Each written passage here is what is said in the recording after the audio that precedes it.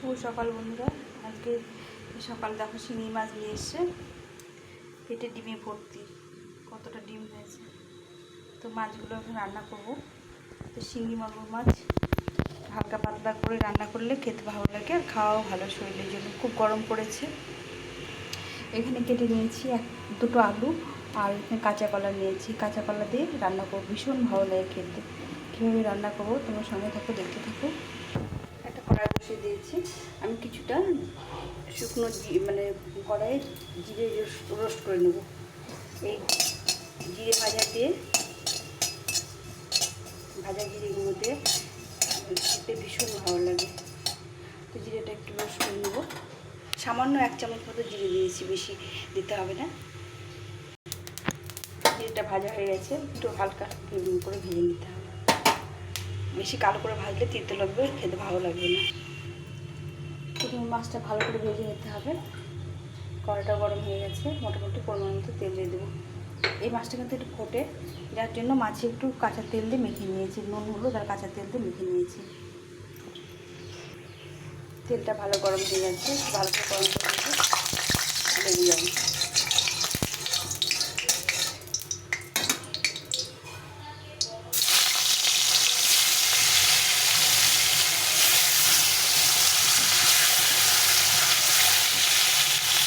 সব মাছগুলো দিয়ে ভালো করে ভেজে নেব। মাছটা ভাজা হয়ে গেছে, সুন্দরভাবে ভেজে নিয়েছি। মাছটা খুব বড় ছিল, মানে দুটো মাছ, 3টে মাছ আছে, দুটো বড় আর একটা ছোটো। সবগুলো মাছ এভাবে লাল লাল করে ভেজে নেব। খুব বেশি মাগুর মাছ, মানে মাগুর কাঁচ মাছ, চিংড়ি মাছ ভাজলে ভালো লাগে না, স্বাদটা নষ্ট হয়ে যায়, এই পুষ্টিগুণটাও নষ্ট হয়ে যায়। ওই জন্য মোটা করে ভেজে নিতে হবে। আমি সবগুলো একটু ভেজে নিলাম। এখন রান্নাটা করবো। পরিমাণ মতো তেল দিয়ে দেবো। একটা শুকনো লঙ্কা,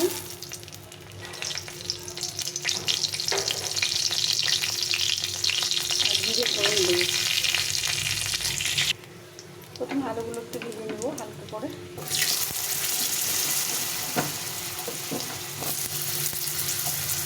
আলুটা একটু ভেজে নিয়ে তারপরে কাঁচকলাটা ভেজে নেব। এখন আমি কাঁচকলাগুলো দেবো। আলুগুলো ভাজা হয়ে গেছে, কাঁচকলাগুলো সেটা ভেজে নেব। এখানে দুটো কাঁচা কলা আছে।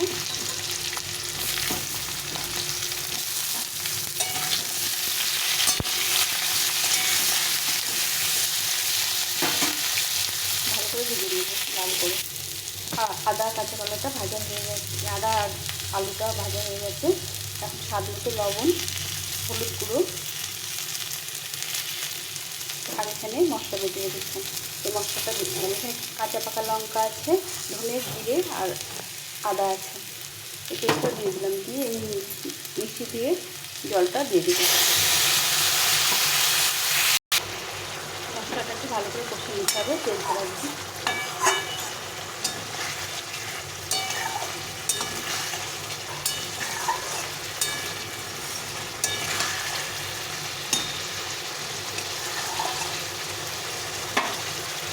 আস্তে আস্তে তেলটা ছেড়ে দেবে। আর এইখানে ভাজা জিরেটা বেটে নেব।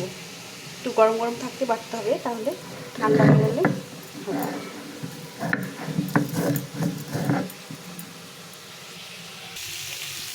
মশলাটা বেশ ভালো করে কষিয়ে নিয়েছি।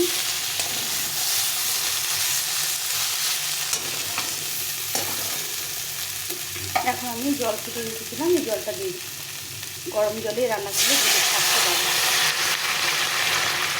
একটু ঝোল দিতে হবে, মাছটাকে সেদ্ধ করতে হবে, যার জন্য একটু ঝোল দিতে হবে। আমি 3 বাটি মতো জল দিয়ে দিলাম। এখানে ভালো করে সেদ্ধ করে নিতে হবে।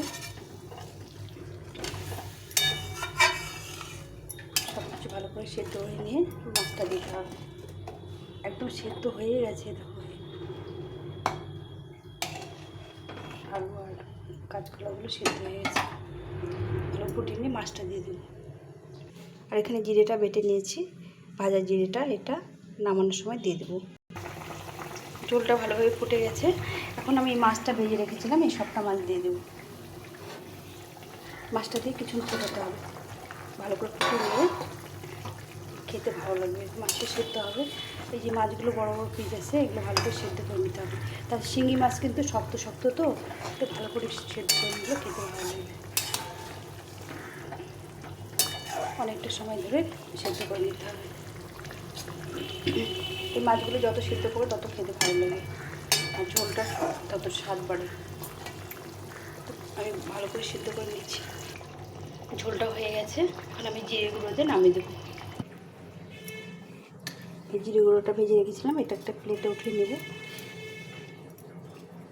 এই ভাজা জিরে গুঁড়ো দিয়ে শিঙি মাছের ঝোল কাঁচা কলা দিয়ে খেতে ভীষণ ভালো লাগে, সুন্দর একটা ফ্লেভার আসে, যেটা আর কি এই শিঙি মাছই ভালো লাগে। ঝোলটা হয়ে গেছে, এখন আমি এই জিরে গুঁড়োটা দিয়ে দেবো। বেশি না, 1 চামচ মতো জিরে গুঁড়ো হলেই হবে। দিয়ে এটা একটু নাড়াচাড়া করে, মাছগুলো অনেকটা সেদ্ধ হয়ে গেছে। বড় মাছ হলে একটু কিছুক্ষণ সেদ্ধ করে নিতে হয়। ঝোলটা অনেকটা শুকিয়ে গেছে, এখন আমি নামিয়ে দেবো। ঝোলটা নামিয়ে দেবো।